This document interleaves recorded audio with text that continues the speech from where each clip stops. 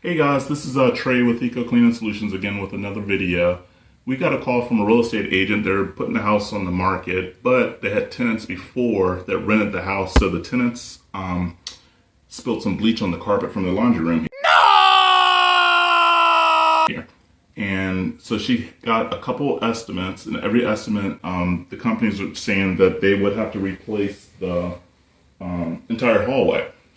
So she saw one of our videos on Facebook, reached out to us, and that's why I'm here today. So I came out here today and I told her, I said, no, we can patch this and make it look like it didn't happen. So the issue is they don't have carpet. So I told her it's no big deal. What we do is we take a piece of carpet out of the closet because it's a perfect match, and then we put a close match back into the closet. So this video is just going to show you, it's going to be sped up real fast, but it's going to show you kind of like how we do it.